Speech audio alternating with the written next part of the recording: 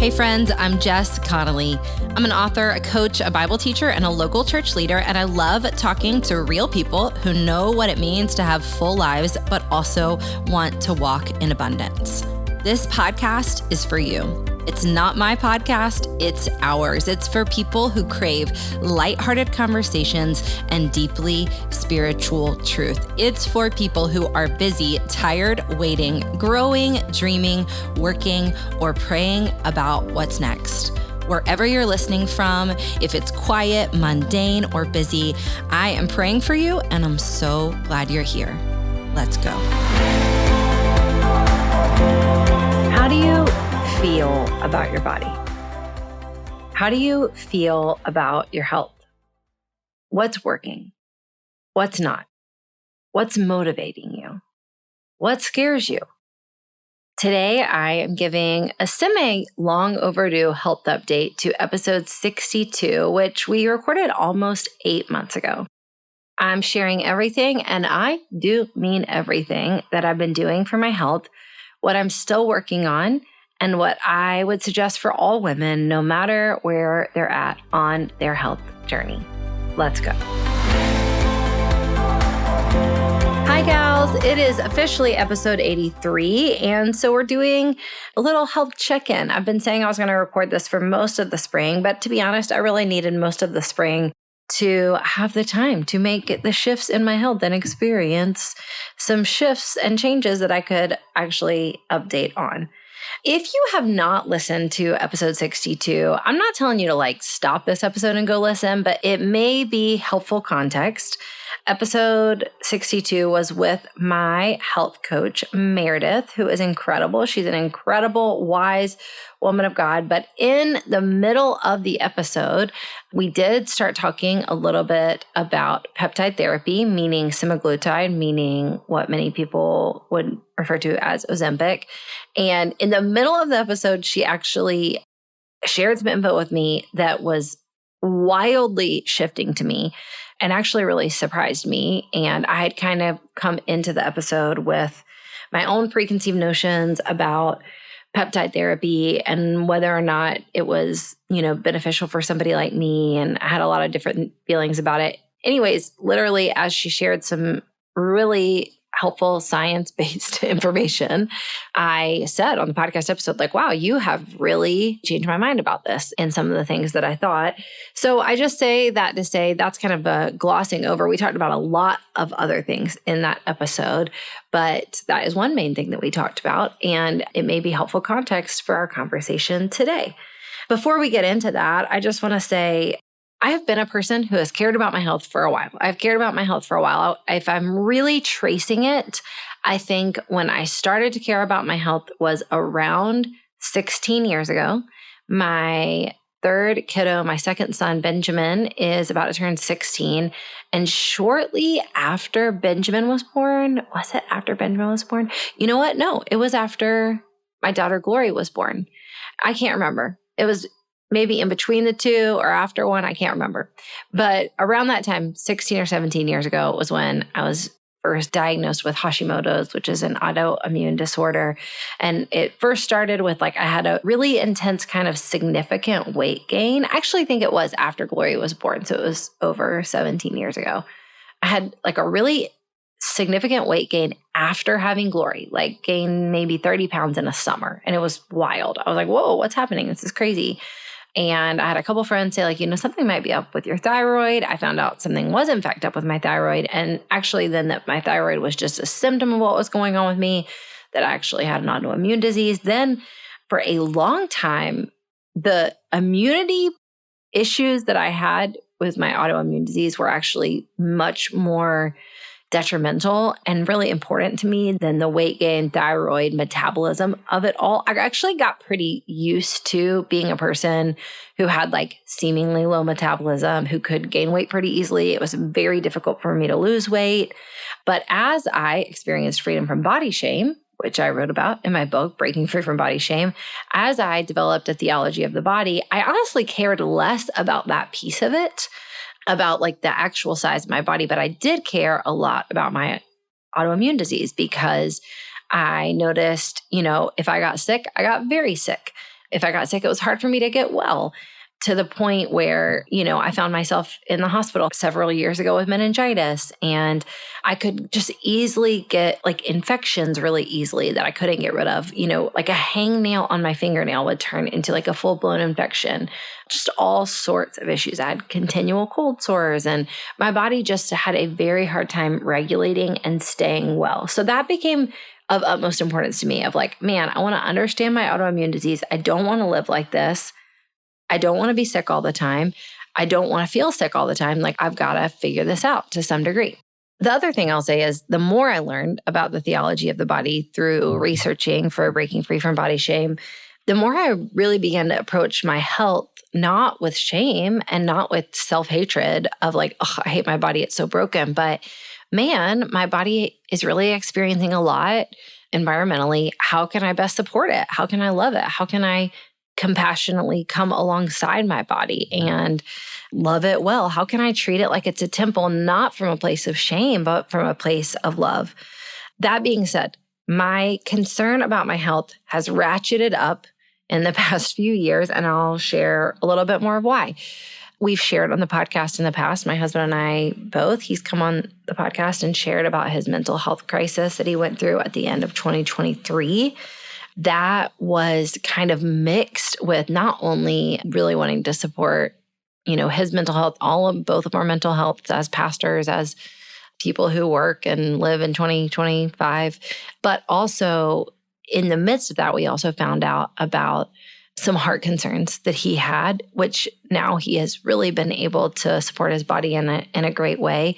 But it made me, okay, like there's some more things I would like to pay attention to here regarding like my heart, my lungs, my brain. Like how can I best support these organs? Again, not out of shame, but out of love.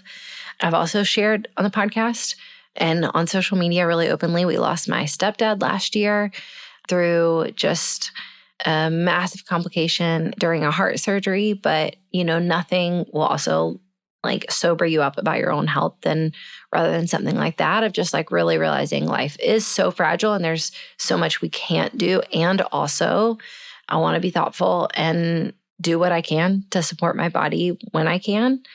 Lastly, because again, I've shared this on the podcast, but this season has been so ripe for us with grief and trauma. Some things that we've shared, like the death of my stepdad, Gibson, Nick's mental health crisis, some things we haven't shared, some private struggles. But in my grief, and even in, what I would call depression, which I've also recorded a podcast episode about, I felt this tug to care for what I could care for, to steward what I could. And so there were so many things that were outside of my control. There were so many parts of my own grief and heartache and pain that I couldn't do anything about, but I could take care of my body. And so I am here to share that in the last 8 months since that episode, I will say I've had the most significant shift in my health that I've ever seen in my life. And I really mean the most significant shift in my health, because I have had a shift in my body in the last 8 months, but I've had shifts in my body before. The problem is my actual weight did not change for about 15 or 16 years. So from the time that I started having kids until this past fall, I basically weighed almost the same, within 5 to 10 pounds for about that whole time, 15 or 16 years. I could run a marathon and my body didn't change. I could change my diet based on my autoimmune disease. My body didn't change. I could go on a new medication. My body didn't change. And I was really okay with that because I had made peace with my body, and especially like how my body looked. But before that season, I could, and especially before I broke free from body shame, I could make my body change through disordered eating or through disordered behaviors. But what's interesting about this season, the last 8 months, is that I have experienced a shift in my body and how it looks aesthetically and what it can do, how much it weighs. But I've also experienced the most significant shift internally in my health, and I feel it and I perceive it, and I'm really grateful. So all that being said, that was kind of the backstory of maybe internally, hey, here's what shifted for me after, the last almost 20 years of being a person who really cared about my health and really was trying to care about my health from a kingdom perspective, to here's what's changed in the last 8 months. I needed to steward what I could steward. There were so many heavy and hard things going on. And now I'll share a little bit about the actual physical shifts that I've made in the way that I take care of my body. So the first is this: you may have ascertained, if you listen to that past podcast episode with my friend Meredith, episode 62, that I did end up going on semaglutide. I did end up going on a dose of that, and really based on Meredith's advice, but also based on my doctor's insight.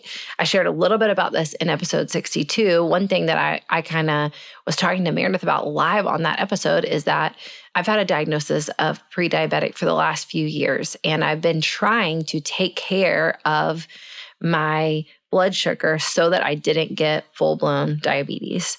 I wore a sugar monitor on my arm for a period of about a year. I was really intentional about my diet and what I ate. I cold plunged for my blood sugar.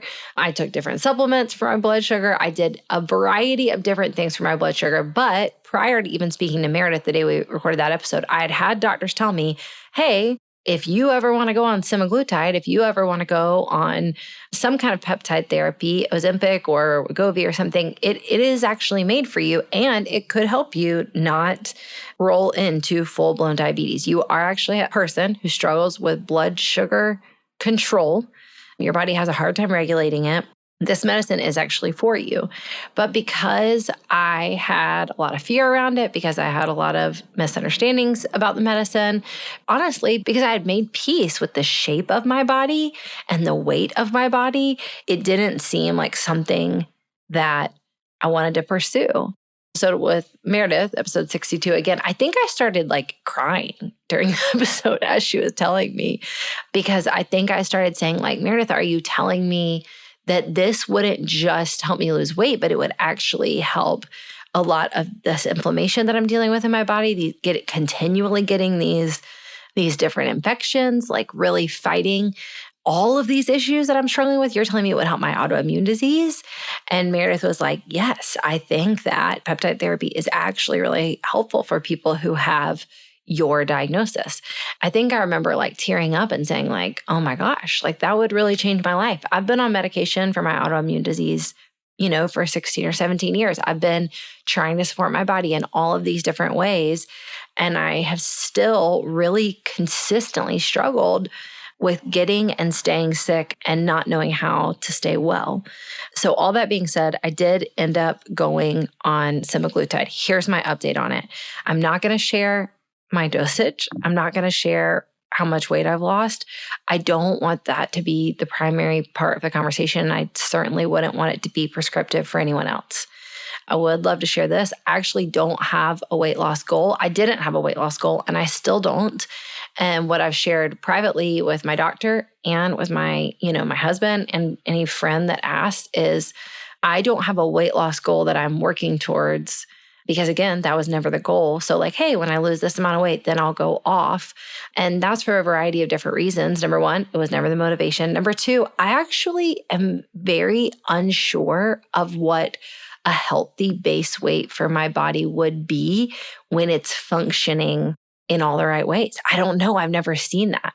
I know a lowest weight that I've been at before, but I've only ever gotten to and maintained that weight through disordered eating and behavior. I have no idea what I'm really not sure. The amount I weigh right now today could be the healthiest weight for me. And I'll know it in the ways I'm going to tell you in a moment. I could lose more weight. I really don't know, but I don't have a goal. And again, that hasn't ever been the goal. I'm not going to aim for a certain number, a certain size. None of that has ever been the aim. That being said, here is the aim for me. I'm paying really close attention to what my labs say. So the main numbers that I'm looking at for me are my A1C, which has to do with blood sugar and a pre-diabetic diagnosis, my insulin. I'm checking on my bad cholesterol, which was really elevated. I'm checking a few inflammation markers, and I'm also checking my iron.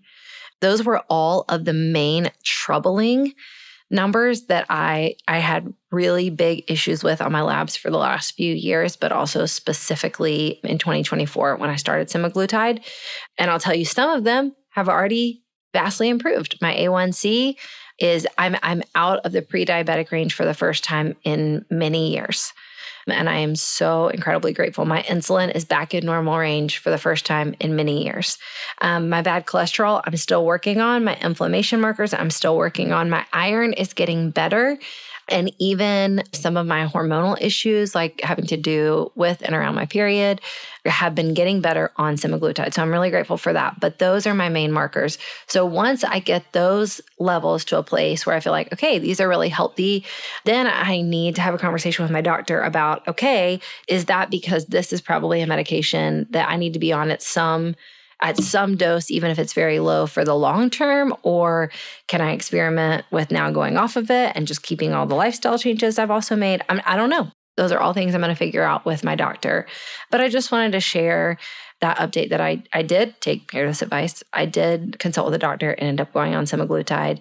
And I have seen just a huge benefit in some of those issues that I've been dealing with in my autoimmune disease that I could not, for the life of me over the last 16 or 17 years, control with diet, exercise, and even just supplemental activities. I'm really, really, really grateful. And I feel better in a lot of those different ways. Here is another huge shift I made in my health is that I started using the Function app. So a friend of mine told me about Function. And as soon as she told me about it, I was like, well, this is a miracle. In any past health episodes I've talked about, I've just tried to really advocate for getting your own labs done and consulting with a doctor or a health coach or a nutritionist based on what your labs say you need and are deficient in. The problem with this is that getting your own labs done is exorbitant. It is so expensive.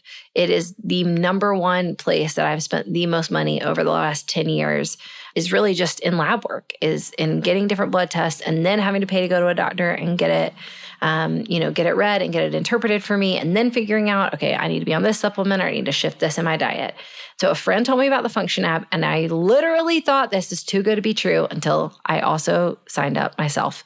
So what the Function app is, it's a $500 a year subscription, not a little amount of money. It's a lot of money, but it's a $500 a year subscription, and included within that subscription in this beautifully designed app is really 3-ish different times of the most extensive lab work I've ever seen in my life. So if I went to a lab and said, listen, I want all of this information, I'm going to actually pull up my app and tell you some of the things that they check on.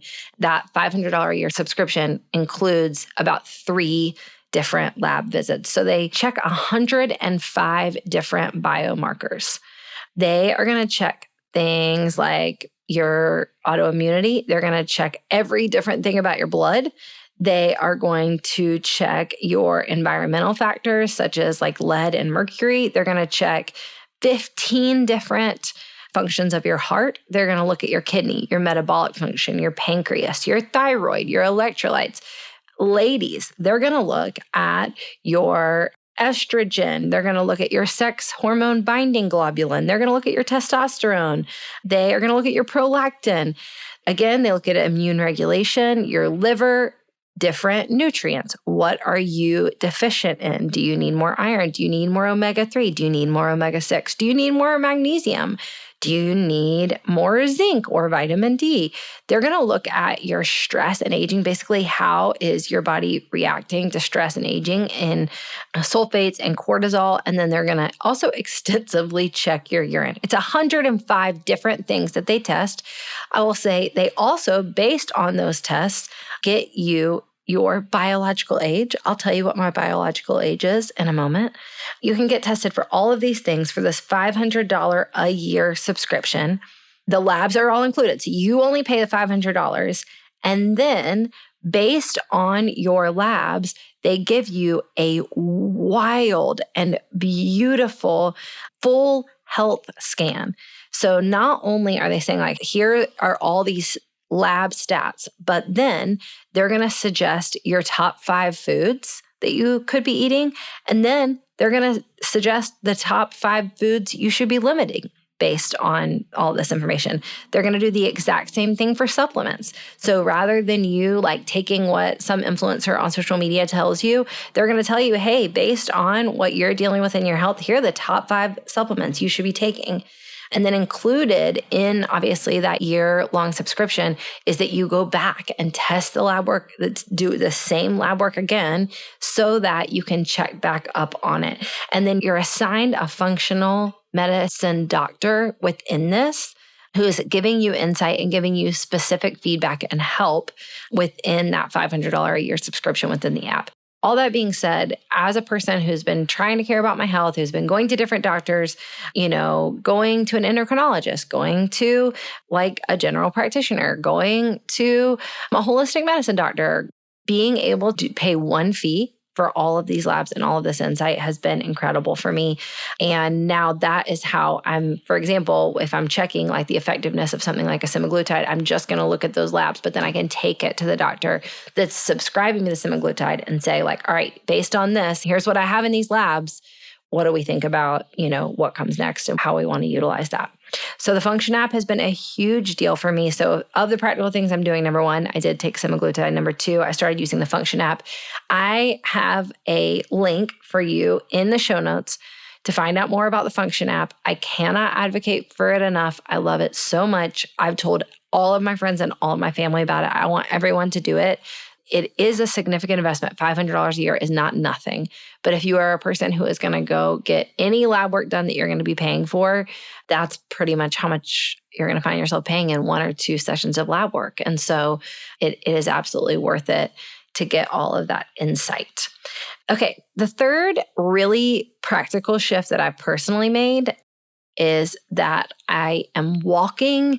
I would be curious to hear a statistic of how much more I'm walking, but I would say, I think probably my walking has at least doubled the amount that I walk. I shared on a previous podcast episode that I wrecked my car a few months ago, and I totaled it and I decided to not immediately get a new car because almost everywhere that I go is within a mile radius. And so I've been walking a lot more and I've been biking a lot more, and then sharing a car with family members when I need to go further than a half mile or a mile.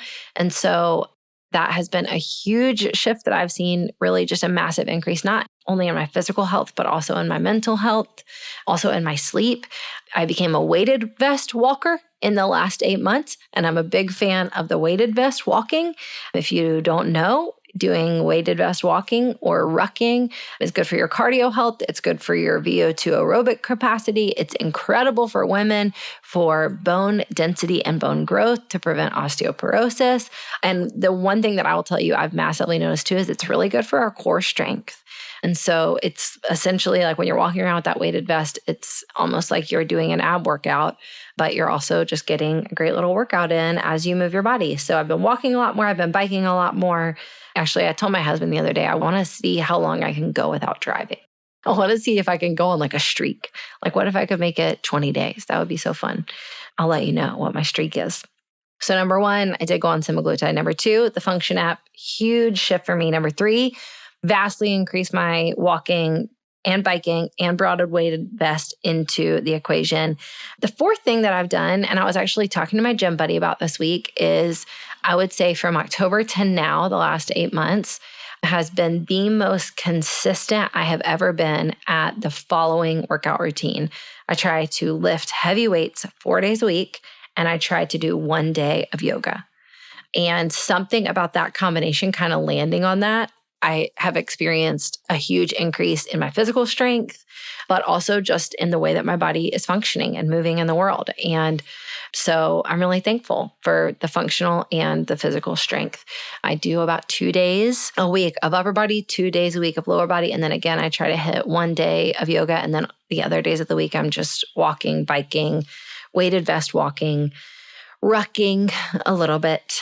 And then my last big shift that I've made kind of consistently in my health is my special water, is what I like to call it. I make a special water in the morning, and I usually make a special water in the afternoon. My special water in the morning uses Element for electrolytes. I'll link all of these things in the show notes. So I use Element for electrolytes. I personally like the lemon lime flavor or the grapefruit. And then I do 1 scoop of creatine, and I'm taking creatine not only for muscle building, but also for mental acuity and strength. And then in the afternoon, in my special water, I am putting colostrum, Armra colostrum, and I'll also share a link to that. I'm liking all of those things, and they have been really, really beneficial for me. So I'll share in a moment that I'm still not like killing it at the supplement game, and that's something that I want to work on. But those 5 things I have shifted. And again, I'm just here to say I've seen the most drastic shift in my health in the last 8 months. And those are the 5 main things that I have changed and consistently kept changed. And I'm really grateful. They may not work for you. It's me sharing this is what's worked for me. We'll take a quick pause and we'll come right back. Calling all married couples. Your marriage, your family, your calling, and your legacy deserves intentional care. And couples who continually find themselves pouring out need moments to be poured into. I am so excited to announce that my husband and I, Nick, and our best friends and my sister and brother-in-law, Josh and Katie Walters, are hosting a 2-day marriage retreat this summer in Charleston called To Become More. When 2 people join their lives with vision, intentionality, and grace, they don't just grow, they multiply. What God joins together doesn't just become one, it becomes more. More strength, more clarity, more impact, more joy. But you need people to pour into your marriage. To Become More is going to be a sacred pause for couples who want more intentionality, deeper connection, and who are desperate for more clarity in their individual and joint callings. Together, the 4 of us have been married for over 45 years. We've had decades of pastoring and counseling and coaching people, and we are so pumped for this 2-day retreat that will give you and your marriage space to take an honest and grace-filled inventory of your life, your ability to connect deeper in your relationships, and a refresher in your rhythms while crafting a shared vision for what's next in your marriage and your family. If you're tired, if you're ready to give up, if you're longing for direction, this weekend is for you. These days are for you. Join us at To Become More. You can sign up at the link in our show notes or go to goandtellgals.com/to become more. Can I just let you know where my soul's at with the health things? I want to be as transparent with what's happening internally as I am with what's happening externally. So here's number 1. I want to be transparent and honest to say it has been very difficult. I've had to be thoughtful about throwing off misconceptions or misunderstandings or even just anybody else's opinion about me losing weight. And I think that that is an interesting place to be in. And I just hold space for that a lot of people, have to throw off misconceptions or misunderstandings or even shame they might feel about gaining weight or about not losing weight. But for me, being a person who talks about body shame and talks about body freedom, something I really struggled with was essentially asking the question, am I going to keep someone's misconception about me, keep me from doing what is actually healthy for my body? And the answer is no. I ultimately decided no, that isn't freedom and I want to live free. But I also know and care and want to steward the fact that I did talk, obviously, about body freedom and in my perspective still live so free in my heart and my soul and in my mind. And I know my own story and I know my own narrative. And so I know what not living free looked like. And I know what this version of my body happening to weigh less, I know how it feels. And it feels free. But it has taken me just intention to throw off what people might think about that. And where like some people might be tempted to, only share photos of themselves where they look their best, I will just even capture it. There have been times that I've seen like, oh, there's a picture where I look really thin or thinner than I used to. And I will not want to share it just because, part of me really wants to love people well. And I want them to know that I am still an advocate for a kingdom body mentality and nothing about that has changed. And also, I don't want people to think unkind things about me. And I want to be honest about that. And ultimately, I've had to just live in the light. I will say this, having lost weight for the first time, in over 15 years, I do not feel any more worthy. And I do not feel any more lovable. And I do not feel any more loved by my friends. I don't feel more at ease because I've lost weight. I don't feel more present. I don't feel more capable. I don't feel more equipped. I don't feel more special. I don't feel more powerful. I feel like me. I feel like how I felt before. And I think that that is a testament to freedom. I hope that helps to hear. And I hope it also frees up anyone who falsely believes that if you lose weight, you will feel any of those things. You won't. You won't. If you think losing weight will make you feel more lovable, you won't. If you think fixing something on your skin or your face or, making some huge shift is going to make you feel more capable or compelled or ready or worthy or anything, it won't. It won't. It's a fake idol and it won't work. Living free with the Lord will, and letting Him set your worth and your purpose and your identity will. I just want to share that on the back end. Here's what I will say. And that I have shared privately with people who can hold me accountable about it. I don't feel compelled to weigh a certain amount. I don't feel like I am more worthy having lost some weight. I don't feel like there's a goal weight I'm going for. That is not my struggle. I am, and I have noticed that partially what many people who will tell you who have struggled with disordered eating or disordered behaviors in their past will tell you that a lot of it is also about control. And I have noticed that I've had to pay attention to my own desire for control in my health. And I have had to continually remind myself that I live under the effects of a fallen world and I can do 1 + 2, and that does not mean I will get 3. And I have had to kind of live, just constantly had to remind myself of the frailty of the body and that we can't beat the curse in ways that maybe I didn't have to remind myself for the 15 or 16 years where I was really aggressively fighting for my health and not seeing a change. There was something about taking supplements and working out and trying to watch my diet and trying to do all the things and not seeing a real shift in my health that kind of just constantly kept me aware of like, yeah, I'm not in control of this. Like, it's out of my hands. Because I started experiencing some relief in some of the areas that had been difficult for so long, I'm now just watching it. I'm just watching the desire for control in my own life and just paying attention to that. And then the last thing I'll share is that being more aware about how my body is doing has also led to an increased awareness of how I'm doing overall. And I see that as a positive. And so by that, I mean, I have an increased awareness of my physical health. And I also believe that I have an increased awareness of my mental health and my spiritual health. I just feel more aware of what I can steward and what it looks like for me to steward all of those things.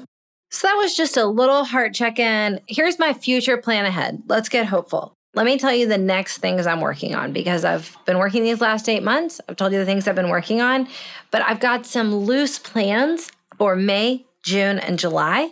Some things I'm going to also continue to be digging on my health, and then we'll come back with another update. So May, let me give it to you straight, guys. What you did not hear me talk about, really, for the last 8 months was my nutrition because I have eaten to fuel my body and I've eaten to stay alive, but I haven't been thoughtful about it. And that is mostly because for the first couple months of this year, we were out of our home because our old house flooded. Then we moved. When we moved into our new house, we didn't have appliances for a while. But for the last week, We have had appliances. I am not going anywhere else. I'm not moving into another house. I'm not moving out of this house. I'm not moving back into an Airbnb. I'm here. I'm here to stay. My goal for May is to eat 80 to 90% of my meals home cooked, which to some people is going to sound ridiculous. Like, why in the world would you eat out more than that? But we have been in such a season of transition and I've been working and blah, blah, blah. But I'm literally right now for fun tracking my meals to see if I can hit 80 to 90%. That includes like coffee. That includes like buying a little smoothie. Instead of buying a little smoothie, I'm making a little smoothie. I'm just trying to really focus on my nutrition. And rather than like counting macros or counting calories, which is not something that is ever going to feel free for me in particular, I'm developing a rhythm of what works for my body. Like, okay, after I lift weights, this meal feels good. If I'm going into the office early one morning, taking this kind of smoothie with me feels nice. I'm batch making all my lunches for during the week when I'm at the office. This week, I made a lunch that was superb. I was so excited about it. It was quinoa and broccoli and mushrooms and peas. I'm a real big pea fan lately, especially because peas have so much fiber and protein, with some chicken thigh on top and a nice Asian dressing on all of it. And I just batched it and made it for all my lunches for the week. And I'm a person who will not get tired of eating the same thing. So I'll mix it up next week. But anyhow, all that being said, May, I'm working on my nutrition. June, my goal is slightly spicier workouts. I've gotten into a habit of using basically the same machines at the gym, lifting the same kinds of weights. And I want to just start to push myself in some fun ways again. Now, the consistency of showing up at the gym for 8 months, basically doing the same moves, almost using the same level of weights. I've barely leveled up at all. I've just lifted the same amount of weights, has been really life-giving. But I'm excited to maybe like try some different types of classes or try like a different kind of warm-up, just all the fun things. I'm just working on it. And I'm excited about slightly spicier workouts. So May, working on my nutrition. June, slightly spicier workouts. July, I'm going to really work on stretching and different supplemental activities. Here's what I mean by that. I'm going to try to start taking my supplements better because I take them okay-ish now, but I want to really work on my supplements. And especially because I think in September is when I'm going to do my next big test with the Function app. And so I would love to have been on my supplements really solidly for about 2 months. So in July, I'm going to work on stretching more because I'm not great at stretching. And I'm giving myself till July to really dig into that. And then supplemental activities. Here is the other big health thing that I'm going to do this summer and that I'll come back and update on. Meredith, my health coach, who we did the last episode with, she has developed her own genetic testing that really just helps you unlock and understand like, here is what you were born with, here's what's never going to change about your body, and here's how you can support it in those different ways. And so I'm going to be doing the genetic testing with her, and I'm going to come back and share some of that and maybe some of the shifts that I've made there. So all that being said, here's my thing. None of this is prescriptive and what you should do for your health. This is really just the story of me trying to take care of mine. My biggest insight would be, don't be scared to take inventory of your health. Don't be scared to look at how you're doing and to ask questions. And for goodness sake, steward what you've been given and watch out for trying to control it too much, because we also know that this life is fleeting and our breath is a vapor and we live under the effects of a fallen world. I would massively encourage the Function app if you are a person who wants to know how you're doing in your health and can't invest endless amounts of money.